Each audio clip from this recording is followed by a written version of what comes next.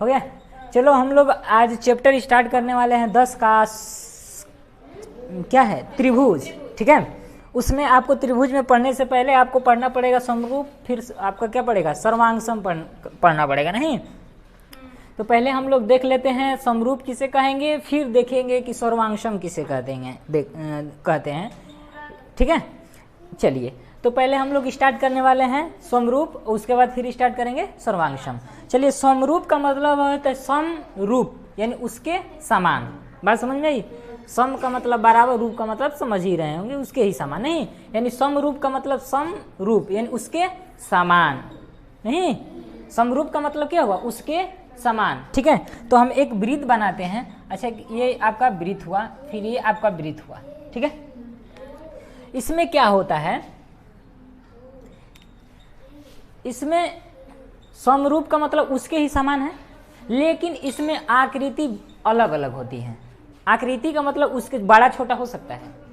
समरूप किसे कहते हैं, समरूप ये माने उसके समान। ठीक है, और आकृति भी क्या हो सकती है, अलग अलग, छोटा और बड़ा भी हो सकती है कि नहीं। तो देखो, ये छोटा है और ये बड़ा है, और ये क्या है, छोटा है, लेकिन उसके ही समान है कि नहीं, उसके ही रूप का है कि नहीं, ये बताओ। उसी का रूप है, ये नहीं है कि मतलब अलग अलग है, तरह तरह बन गया है, ये नहीं ना। देखो लेकिन कोई उसी शेप का है कि नहीं।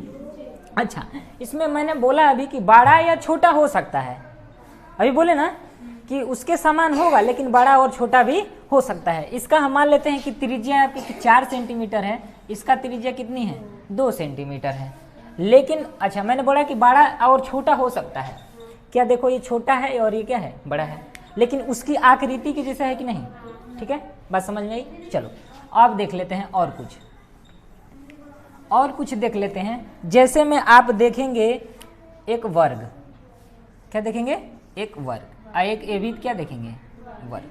ठीक है, इसका मान लेते हैं भुजा। वर्ग में सारी भुजा क्या होती है, बराबर बराबर होती है कि नहीं, बोलो। वर्ग में सारी भुजा क्या क्या होती हैं, बराबर बराबर होती हैं, बोलो।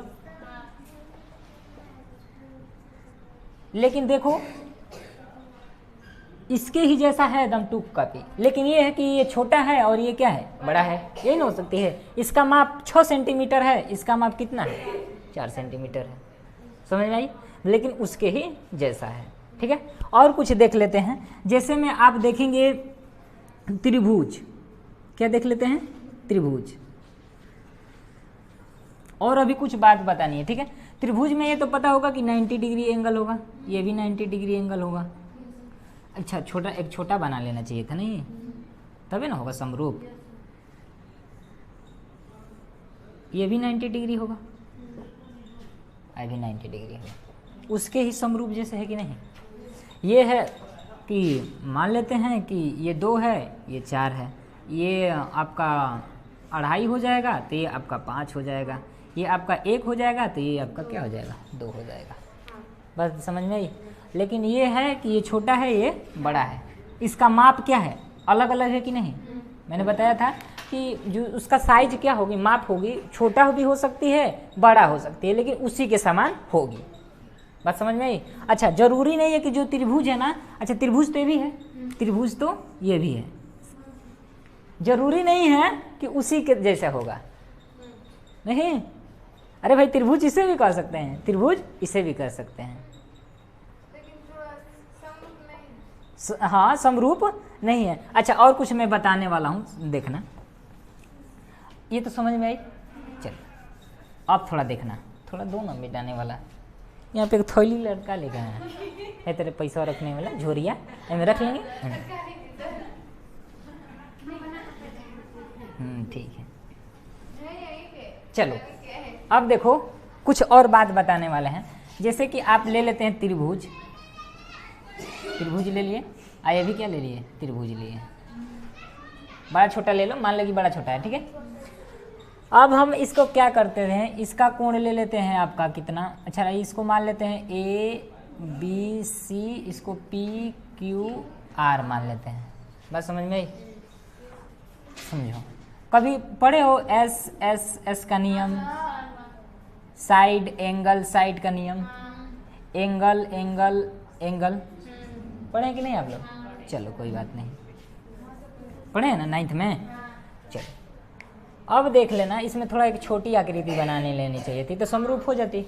इसका छोटी आकृति बना लेते तो क्या हो जाती, एक समरूप हो जाती कि नहीं।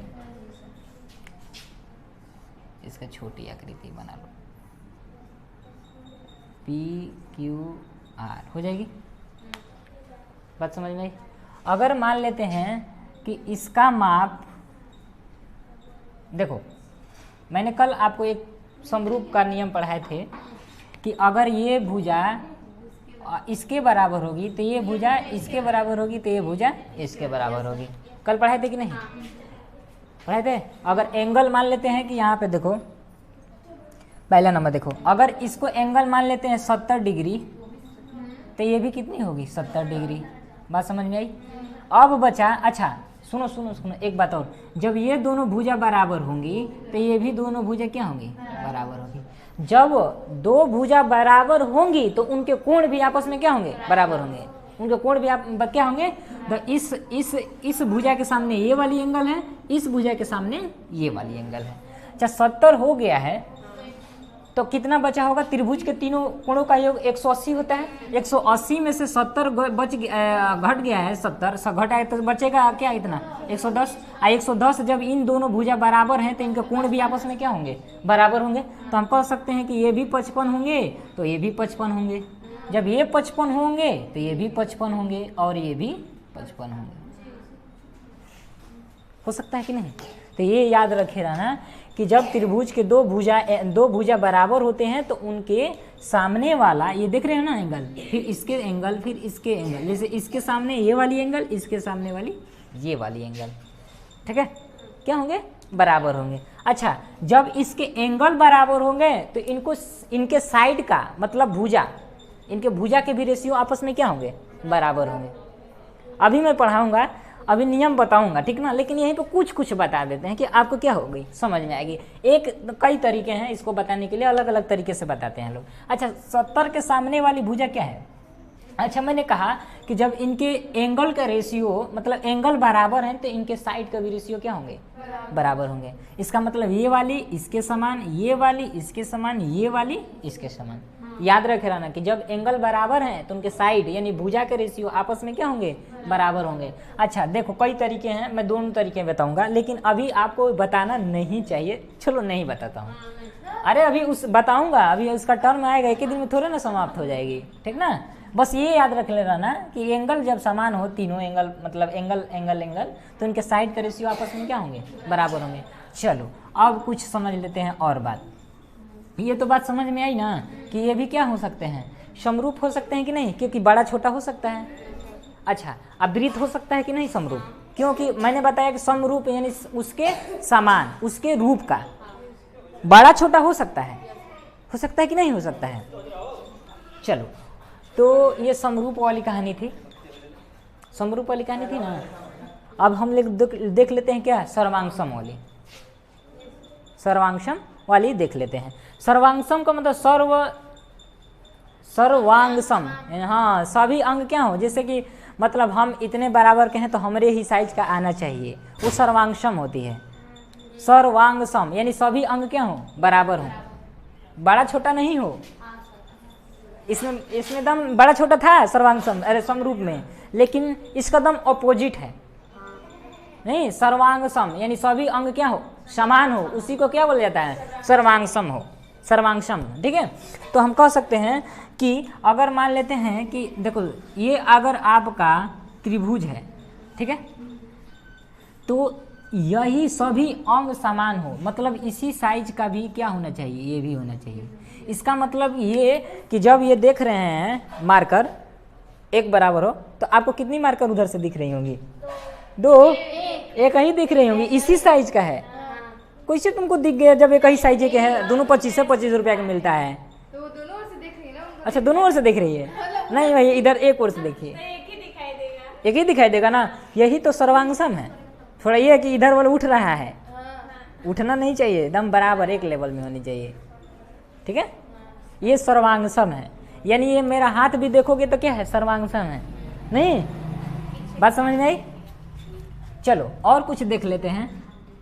जैसे में आप देखोगे तो अच्छा एक आपका ये भी हो सकती है, ये समरूप वाले में थोड़ा चल रहे हैं। समबाहु त्रिभुज देखे हैं, समबाहु त्रिभुज, समबाहु त्रिभुज में अगर ये वाले ले लेते हैं, ठीक है, और ये वाले ले लेते हैं, ठीक है। समबाहु त्रिभुज में सभी एंगल 60-60 डिग्री का होता है कि नहीं होता है? होता है 60-60 डिग्री का। तो ये भी 60 डिग्री का, ये भी 60 डिग्री का, और ये भी 60 डिग्री का। तो हम कह सकते हैं कि ये भी समरूप है। तो समबाहु त्रिभुज एक क्या है? समरूप त्रिभुज। समरूप है, नहीं हो जाएगा। अच्छा, दूसरा का नंबर आपका आता है इसी में समद्विबाहु। समद्विबाहु, ये समबाहु था, वो समद्विबाहु। समद्विबाहु का मतलब ये आप देख लो, जिसकी दो साइड क्या हो? बराबर हो। दो साइड बराबर होंगे तो दोनों एंगल भी बराबर होंगे। नहीं, अभी जस्ट पीछे चर्चा हुई थी। एक बना देते हैं इस तरह। क्या ये कह सकते हैं कि, अच्छा एक बात बताना, यहाँ का जो एंगल है और यहाँ का एंगल एकदम सेम दिख रही है क्या? थोड़ा ये देखो इस तरह है, ये थोड़ा इस तरह है, ये ज़्यादा फैला हुआ है, ये कम फैला हुआ है। इसका मतलब ये ज़्यादा फैला हुआ है तो ज़्यादा एंगल होगी, कम फैला होगा तो कम एंगल होगी। नहीं हो सकती है। अच्छा, ये तो साइड मान लो बराबर हो जाएगा। अच्छा, ये दोनों अगर समबाहु लेंगे तब ये भी बराबर होंगे, तो ये भी। लेकिन ये देख लो, इसकी भुजा थोड़ा लंबा है, इसका थोड़ा ऐसे है। कोणों से देखो ना, कोणे से आप पहचान लीजिए। तो हम कह सकते हैं कि समद्विबाहु त्रिभुज एक समरूप त्रिभुज नहीं होगा। नहीं भाई, इसको देखो, एंगल देखो ना, एंगल क्या क्या है? अलग अलग है, ठीक है, ठीक ना। तो हम कह सकते हैं कि समद्विबाहु त्रिभुज एक समरूप त्रिभुज नहीं हो सकता है, लेकिन एक समबाहु त्रिभुज हो सकती है समरूप, क्योंकि एंगल देखो। अगर आप लेंगे ना, सुनिए, आप लेंगे इसका 6 ले लिए, इसका मान लेते हैं कि क्या ले लिए, नहीं 8 नहीं, हाँ तो अरे भाई समबाहु है तो सभी भुजा क्या होंगे?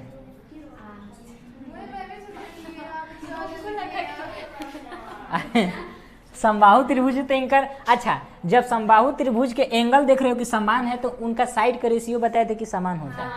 बोले थे ना कि जब समबाहु त्रिभुज के एंगल, जब कुछ भी त्रिभुज का जब एंगल देख रहे हैं कि समान है तो उनके साइड के रेशियो भी क्या होने चाहिए? समान होने चाहिए। अगर हम यहाँ से लेते हैं तो 6/2, फिर यहाँ से लेते हैं तो 6/2, फिर यहाँ से यहाँ लेते हैं तो 6/2। तो देख रहे हो कि साइड का रेशियो बोले थे कि समान होता है। 1/2 1/2 1/2 तीनों आ रही है, आ रही है कि नहीं? आ रही है ना? यहाँ लेंगे तो ये वाली होंगे ना, ये वाली इसके होगा, बोले थे ये वाली इसके बराबर, ये वाली इसके बराबर, ये वाली इसके बराबर। अच्छा सॉरी 3 होगी, 3 होगी, सॉरी ठीक 3 होगी, 3/1 नहीं, चलो कोई बात नहीं, 3, ठीक है।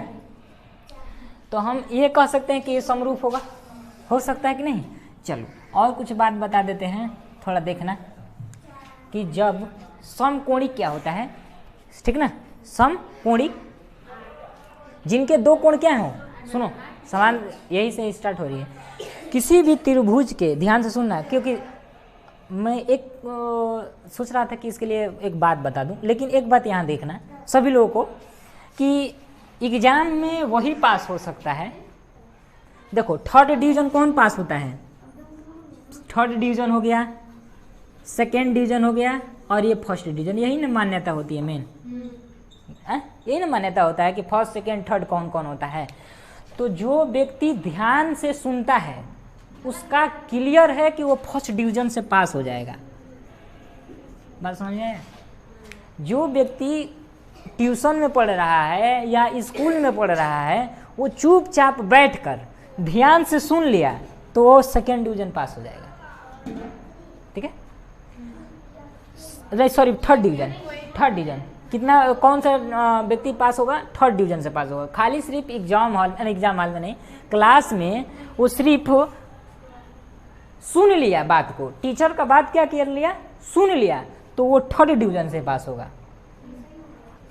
दूसरा का नंबर, ये जो 2nd डिवीजन है, जो व्यक्ति सुन के घर में बैठ के, सर जी आज पढ़ले हैं, मान लेते हैं विज्ञान, आज विज्ञान मान लो पढ़ा दिए सर जी, तो सर जी क्या क्या विज्ञान में पढ़ाए हैं, तनी रिपीट मारते हैं बैठकर, ठीक है, रिपीट मारते हैं बैठकर। रिपीट मार लिया, एक तो स्कूल में अरे ये सुना होगा तभी ना फिर से रिवीजन करेगा। तो वो पहले सुना, सुनने के बाद सोचा कि आज सर जी का पढ़ैले हैं, चाहे विज्ञान पढ़ले हैं, साइंस कुछ भी पढ़ैले हैं, उसको मैं बैठकर ध्यान से देखता हूँ कि क्या क्या मतलब सर जी बताए हैं, उसी को मैं सोचता हूँ। जब वो सोचा दूसरा का नंबर और लिख दिया, मान लो सोच लिया बैठकर, तो सेकेंड डिवीजन से क्या हुआ, पास हो जाएगा। मतलब सर जी क्या बताएं, आज ये बताएं, घर पे जाके क्या कर लिया, सोचा उसको, उसके बारे में जो भी पढ़ाए थे आज उसको बैठकर सोचा। वो व्यक्ति ने क्या, चाहे लड़के ने सोचा, तो सेकेंड डिवीजन पक्का पास हुआ। फर्स्ट डिवीजन क्या आती है कि उसने सोचा और लिखा, नहीं समझ में आ रही है, उसने सोचा भी और बैठकर लिखा भी कि आज क्या क्या बताए हैं, उसका पक्का फर्स्ट डिवीजन पास होगा। मेहनत तो करना पड़ेगा, मेहनत नहीं करेंगे नहीं होगा। इसलिए इस बात को बहुत गौर से ध्यान देना है, क्योंकि आज हम कल मतलब बैठे थे तो चाचा मतलब खाना खाने के बाद तो एक लड़कों को समझा रहे थे इसी बात को, तो हम भी बैठकर मैच देख रहे थे, उनका बात सुन रहे थे। लेकिन ये 100% बताए हैं, क्योंकि मैं नहीं बोलता हूँ कि जो पढ़ा है उसको घर पे बैठ कर जाके सोचना, और जो भी पढ़ाता हूँ साइंस तो कहता हूँ कि जाके इसको लिखना भी, तो देखना, इस बात को बोलता हूँ। ये बोलता हूँ तो मतलब कम थोड़ा लग रहा था, लेकिन वो बोले तो हमें परफेक्ट लगा कि नहीं, लग रहा है कि मैं सही भी बोल रहा था। तो आप इस बात को गौर रखे रहेंगे तभी जाके कुछ हो सकता है, न तो अन्यथा नहीं हो सकता है। कुछ बात इधर उधर पे लेके चले गए हम। चलो,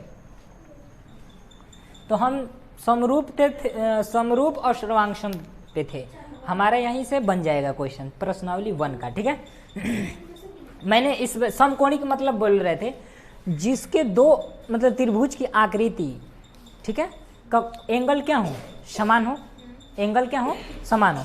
जैसे दो मतलब जैसे दो आकृति के, दो त्रिभुज की आकृति के एंगल क्या हो, बराबर बराबर, दो एंगल क्या हो, बराबर बराबर हो, उन्हीं को क्या बोला जाता है, समकोणिक बोला जाता है, ठीक ना। समकोणिक समान एंगल वाली, समकोणिक समान एंगल वाली, ठीक ना। तो उनके साइड के भी रेशियो क्या होंगे, बराबर होंगे। इस बात को क्या करनी है, ध्यान से देखनी है। अभी हम आपको बताएंगे, तब तक हम लोग प्रश्नावली क्या कर लेते हैं, अभी कुछ बतानी है, अभी कुछ क्या करनी है, बतानी है। अभी चाहूँ तो कुछ देखो और बता देता हूँ, देख लेना कैसे हम लोग मतलब भुजा का रेशियो निकालते हैं, ठीक ना। देखो समरूप में और है, बोल रहे थे बताने के लिए। जैसे में आप इसको ले लो और एक ऐसे ले लो, ठीक है। अब क्या करते हैं, इसको 2.5 कर लेते हैं, इसको 5 कर लेते हैं, इसको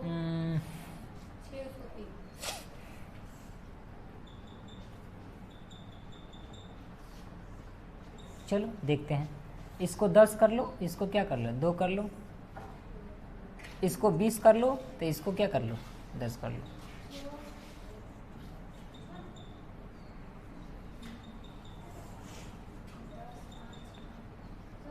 हाँ रुको बाबू,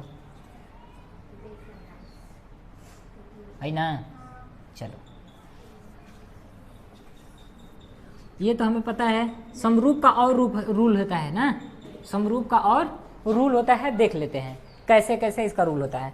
आपको बताएं कि इनका साइड के रेशियो क्या होती है, बराबर बराबर, उसी से भी पता चल जाएगी। नहीं देखो, अगर ये 5 है, ठीक है, तो हम बोले कि साइड के रेशियो क्या होती है, बराबर बराबर होती हैं। तो ये 5 हो गया, अब बाटा में ये वाली बराबर होगी, तो कितना हो जाएगा, 2.5। फिर देखते हैं रेशियो है, ये फिर कर ले ये वाली, तो 20 बटा कितना हो जाएगा, 10 हो जाएगा। यहाँ से करे तो 10 बटा कितना हो जाएगा, 5। यहाँ से 1 सोना, यहाँ से काटोगे तो कितना हो जाएगा, देखो 2 आ रही है कि नहीं, बटा में 1 1। तो इनके साइड के भी रेशियो क्या होती हैं, बराबर होती हैं, ठीक ना।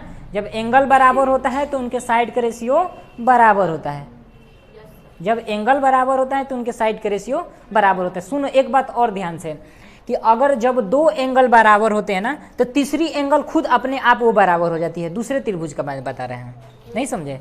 अगर मान लेते हैं कि अगर ये आपका मान लीजिए 50 हुआ, ये भी 50 हुआ, तो देख रहे कि जब ये एंगल, ये कैसे करूं, एक मिनट, ये वाली त्रिभुज नहीं लेना चाहिए था। चलो,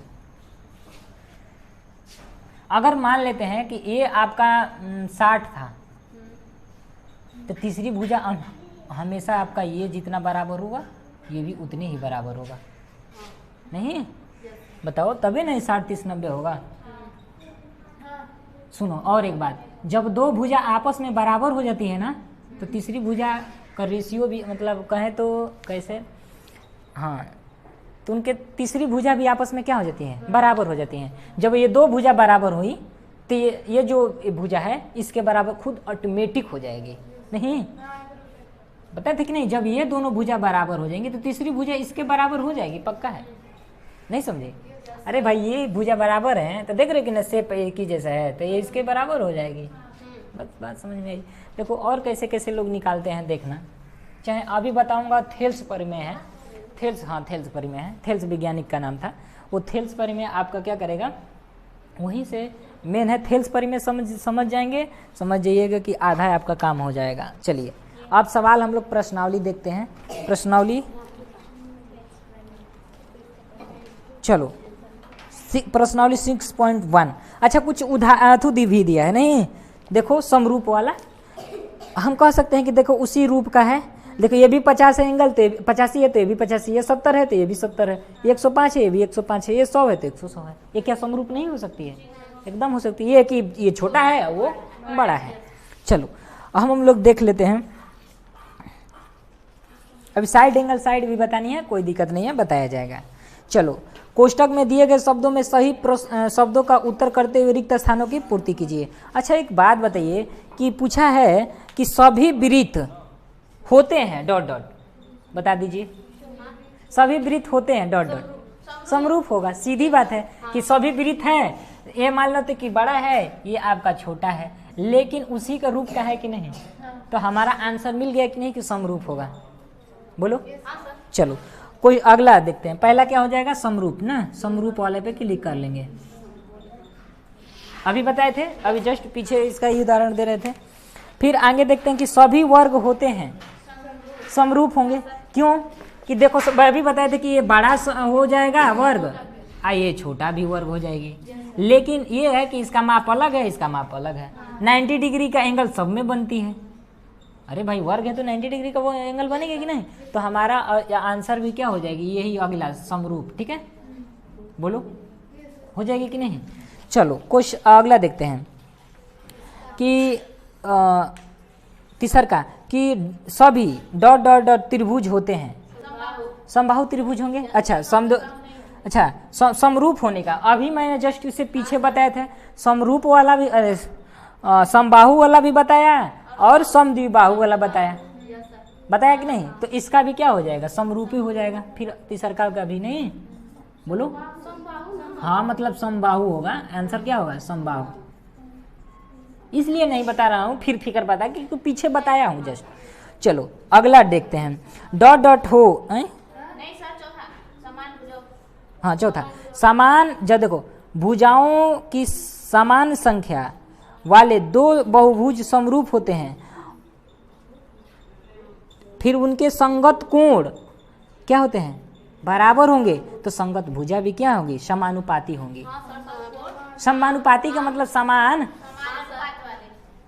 यहाँ पे समानुपात लगा दिया है भाई, ठीक ना? यहाँ बात समझो, नहीं समझ में आया तो हम बताए हैं क्या कि भुजाओं की संख्या क्या है, भुजाओं की समान संख्या वाले दो बहुभुज समरूप हैं।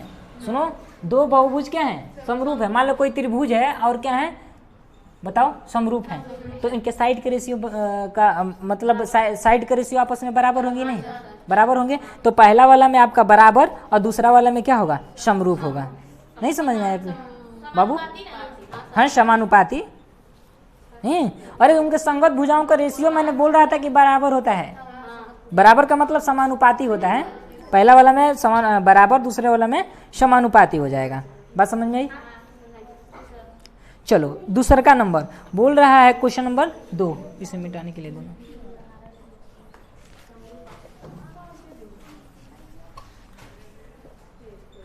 चलो अब हम लोग देख लेते हैं दूसरा का। निम्नलिखित युग्मों के 2 भिन्न भिन्न उदाहरण दीजिए। बोला है समरूप का उदाहरण दीजिए और असमरूप का उदाहरण नहीं दीजिए। तो समरूप का उदाहरण देखो, समरूप का उदाहरण देखो।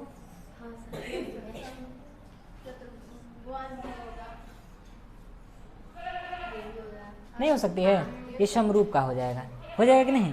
दूसरा का ना दो ही बोला था ना, 2 ही बोला था, 2 दे दिए, हटाओ कि अब तो समरूप में हाँ एक समबाहु हो जाएगा, एक समद्विबाहु हो जाएगा, ये भी दे सकते हो। ये हटाओ वृत्त को। चलो चाहे ये वाली ले लो,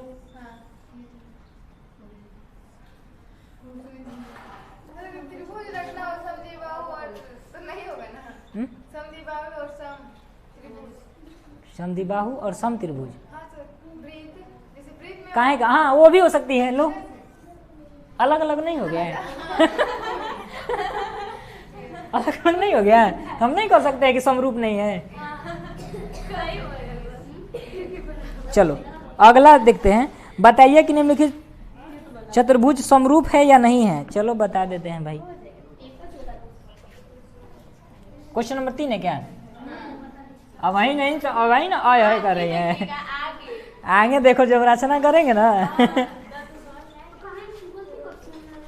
देखो अगला क्वेश्चन है आपका। अच्छा एक बात बताना,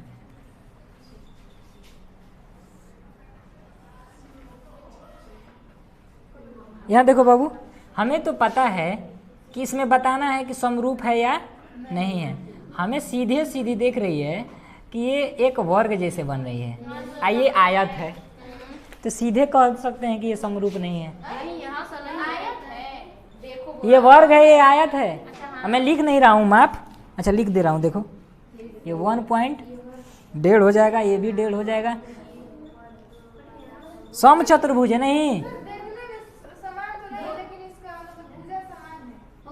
अच्छा तो भाई एंगलो तो देखो, अभी जब पढ़ा रहा था तो मैंने कहा था कि जब उनके कोण बराबर होंगे तो उनके साइड का भी रेशियो बराबर होनी चाहिए। अगर साइड के रेशियो नहीं बराबर है तो बात खत्म है, वो नहीं होगा, समरूप नहीं होगा। फिर समझो, जब एंगल, सुनो, एंगल जब समान होगा तो अब उसको चेक करनी है कि उनके साइड के रेशियो बराबर है कि नहीं बराबर है।